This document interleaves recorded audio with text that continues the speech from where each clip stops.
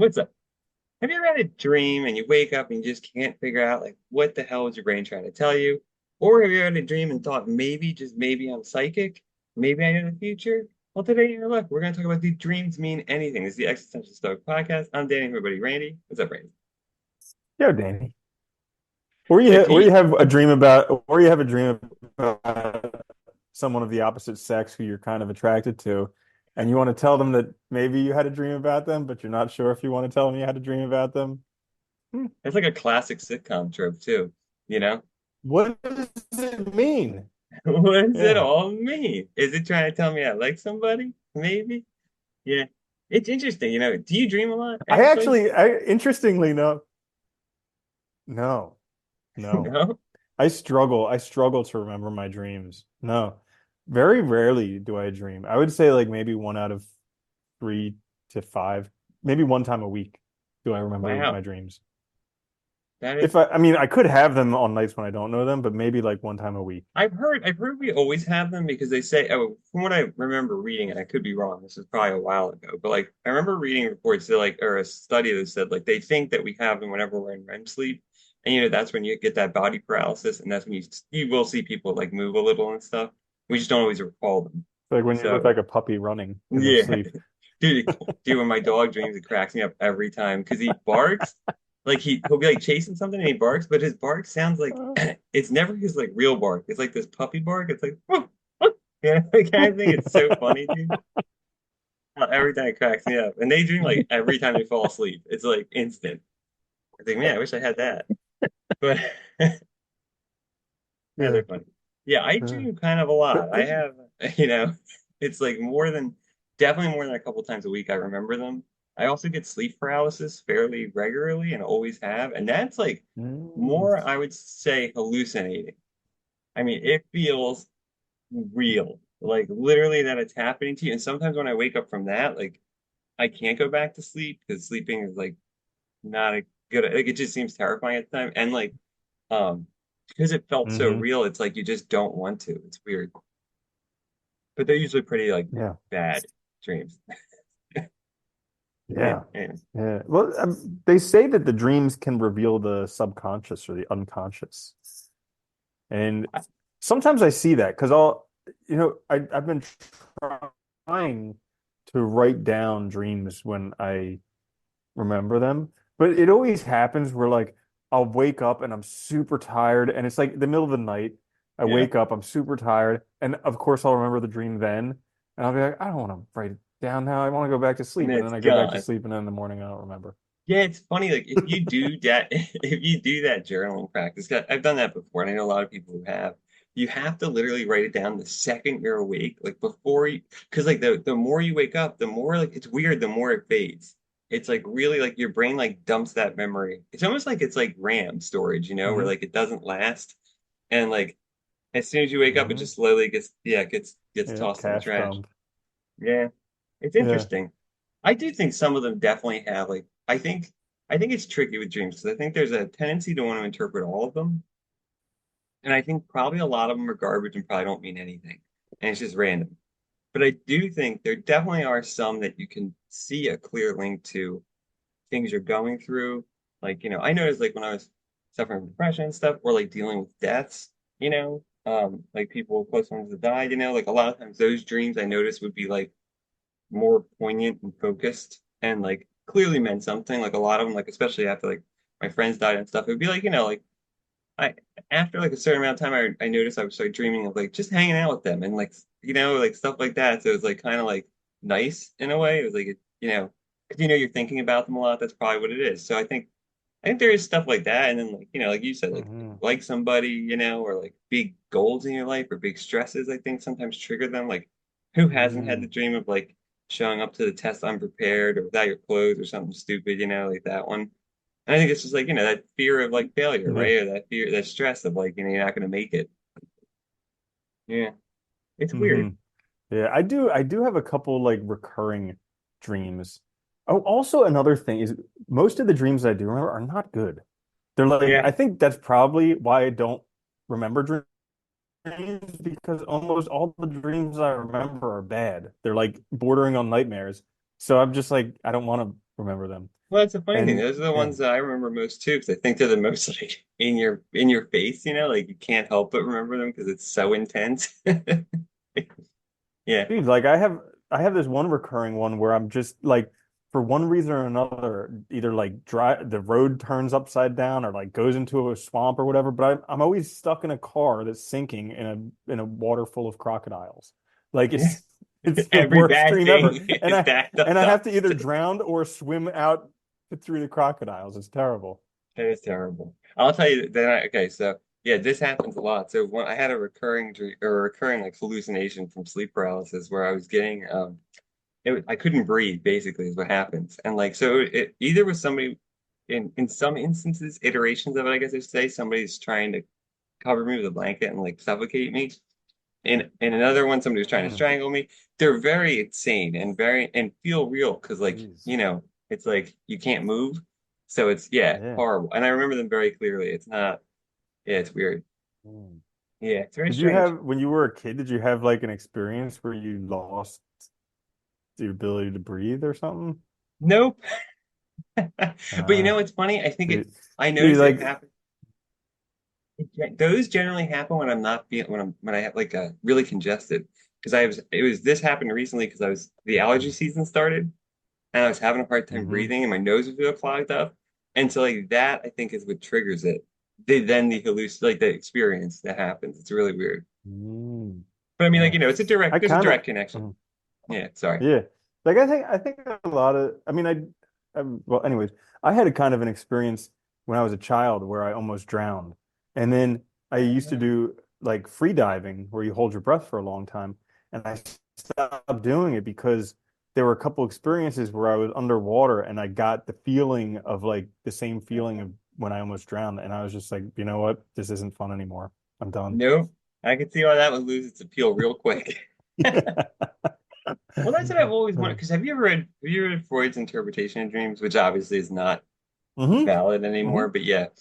Um, But he was it's wrong in so many interesting ways. he was wrong in a lot of interesting ways. And even though he was wrong in a lot of what he said, broadly speaking, he still did a lot, he did it, he I moved things along. okay, I also don't think he was that wrong. So like everybody criticizes him because he thinks like the whole Oedipus complex and everything revolves around sex.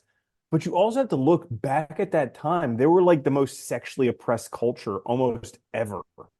That's true. And So, it could have been accurate for his time, maybe not for us, but like, yeah, I mean, times change, right? So it's like to say that he was mhm. completely wrong might not be, it might be misapplying his theory to now rather than thinking then. That's a good point. They really were. They were super repressed. Like, I mean, like, so it would make sense that that would be like a lot of your dreams and a lot of your thoughts would be focused on that. And it also, too, like young people, that Mhm. is, like, think about like when you're in high school and stuff, that is true. A lot of because your hormones and stuff, like a Dude, lot of it is, still. yeah, right? Like, Not you just- know, that, especially then, but definitely still now. But yeah, it's like, Yeah. but it's funny because I think that's true for a lot of people, especially at that age. So like it makes sense. He wasn't like it's interesting though, because I don't know, do you think they all mean something? Like all of them of our dreams?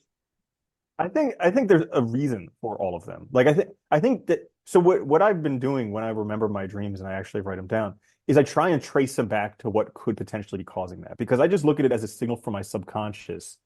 It doesn't actually mean anything, but my subconscious is just like has this that it wants to get out or be made conscious. That's funny. That's how I always thought of them too. It's like there's some there's some reason that's like the catalyst, but then like the way I always thought of it is then like consciousness in your brain just like work up something that sort of loosely fits Hmm. whatever that you know what I mean? Whatever that like you're stressed about like failing. So they work up a thing about failing an exam or something or not being prepared, right? You're pining over someone, so they work up something over loss or whatever. Yeah, I do. That's the way Yeah, I look at it. because it'll always happen where you'll be watching something or you'll be reading something before going to sleep, and then that'll end up in your dream. And it's like, oh, well, clearly, because that was on my mind before I went to sleep. That was in there. Yeah. But I think in the same way, it's like our subconscious stuff is the stuff that we don't consciously recognize is on our mind, but it's there and that can crop up in dreams. So I've been trying to kind of connect that and guess why these things are showing up. That's a good idea. Kind of I actually unlock think those now that subconscious stuff. crocodiles are my power animal. Oh yeah, nice. Yeah. Crocodiles are good Yeah. animals. Hmm. They're very good. I know Hmm. they're pretty strong. I wouldn't want to mess with one. They've also are like, they haven't They're had like to evolve literally in like millions of pre-dinosaurs. years. Yeah, they haven't had Dude, to they were evolve, around before dinosaurs and they haven't changed. and they're Yeah. still kicking ass. Apex predator. Yeah. Yeah, really, Seriously. it's crazy. Yeah. Did Have you ever had dreams Hmm. where you, like that, like you dream something then it happens, where it's almost like deja vu, or like maybe a little bit Mm. of like Hmm. what did Philip K. Dick call them, precogs? Yeah, precognition. Yeah. Yeah, I think I have had those. I can't remember any recently, but I think I have had some stuff like that. generally, because there's I'm always curious about that stuff because when you have like a precognition and then it happens and you have a precognition, you're like, "Ooh, this could happen." And then it happens, you always remember that. But if you have a precognition and then it doesn't happen, you kind of forget it. yeah, yeah. But so here's the thing though. Okay, so we're gonna digress slightly. There's this guy in the U.S. They called him, I think they called him the American Nostradamus sometimes or something, where he predicted a bunch of stuff. This was back in like I think it was early 1900s, like 30s or 40s, I think. I forget his name, and I'll have to look it up. And that's going to bother me. But anyway, he learned to put he might have even been later than that. But anyway, he learned to put himself into a trance, and so he would like basically meditate, put himself in a trance state, and then he told people how to heal themselves. He predicted events that actually happened. He did all this stuff, and the way he described it, if I remember correctly, was like that like his when he was in that state, like he could recognize like he could intuit in a sense like all the relationships happening in a much faster way, broader way, and therefore see what the result would be. Like if you think of everything as being like causally determined, right? If we could be aware of all the causal factors, we could predict the next moment. It wouldn't be hard. We just have to know all the facts of the present, all the laws, and then predict the next moment. So something like that. And I think I've always thought that maybe there is something to that. Like when we're in that, like in the right space, we're like tuned in and we can kind of know Hmm. what's going to happen in a way. No, dude, I believe it 100%. I'm like way woo-woo out there when it comes to if something is not proved by science, I'm like, well, then I probably believe it because I've gone I'm down the definitely, whole science rabbit hole. And yeah, I mean, science is good at stuff that science does, but anything that it can't prove, it just ignores. And that just can't be true. Like it's yeah. just ridiculous. It's like, well, if our thing doesn't test it, then it ignores it. And it's You kind know of what? crazy. So like, mm, No, I was going to say people forget that it's an interpretation. It's a way of mm, looking at events and interpreting events, and like it's a construct that we created. So like, yeah, of course it's not perfect. well, It's good, like you so said, it is like very good at what it does because we've gotten lots of stuff from it. But like, there's a lot of stuff that it just can't handle. Like, and we still don't know how to explain consciousness for God's sake. yeah, so like I know. So like you know how this whole like injury thing and the psychosomatic nature of pain and everything that we've been talking about recently. Well, Yeah. like it reminded me of back when I was in veterinary school. Back when I was in veterinary school, we would whenever we would study a disease and we would learn like what all the symptoms were of it, people were always convinced that they had that disease. Like half the class with dogs and cats. And it's crazy. And the same stuff goes on in medical school. And you know, can't define it with science, but it's just because our brains do stuff. Like our brains make us feel. I mean, you ask anyone like Yeah. imitate someone who's depressed, and they'll be like some shoulders and their face, Yeah.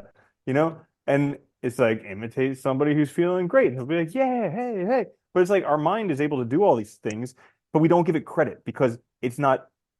We think, oh, well, if they're depressed, then they have this chemical thing in their brain. And it's like, well, maybe that's a symptom of the depression that's caused by something else. Yeah. Yeah. So, anyways, No, I psychosomatic stuff is digress. interesting, but I think that We're makes sense back though, on because dreams. but that shows the power too of the mind, I think, which is also because that's also why I think dreams can be so impactful to people in the same way that we can also cause ourselves to feel ill, which it makes total sense too with the like when you're talking about like vet school and stuff and people like thinking they have it, because if you're reading about these diseases too, I mean, anybody that's ever been on WebMD knows like what, like 99% of things, it's like the same symptoms. It's like lethargic, possible headaches, possible Yeah, sore throat. Like it's all the same stuff. So you could have anything, you know? Remember yeah, when WebMD first came out, dude? I knew yep, so many people that were like, exactly, dude, I definitely have this. exactly. And it's like, Yeah.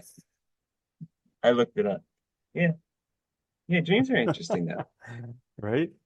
Can you imagine? Can you even like? It's hard to fathom that there was a time when people actually trusted doctors. I know, right? And then we learned all the seedy You details know, about them, and now nobody before trusts them. WebMD, there was a Yeah. time. Hmm. No, I know. Yeah. I know. I don't So, feel like anyways, I'm anything else trusting them. about dreams? Just that they're interesting. I find them very interesting. And I think I agree with you though. I didn't know we both agreed so readily on this, but like I think it's like trying to look back and find that reason that was the catalyst. I think that's the right way to interpret them. I agree with you. Yeah. Yeah. So that's Hmm. it then, I guess, Yeah. right? And if We're we good. agree, that's got to be the correct answer. Yeah, that's absolutely Yeah. right. Don't worry about it. Don't even look up anything. You're good. You don't even need to worry about any more studies, nothing, you're done. And that's why you listen to the Existential Stoic podcast. Mhm. If you like this episode, please like, share, subscribe, leave a review. That helps us out a lot. You can check us out on YouTube or wherever you get podcasts. We'll be back later this week with another episode. Until then, though, later, Andy. Later, Danny.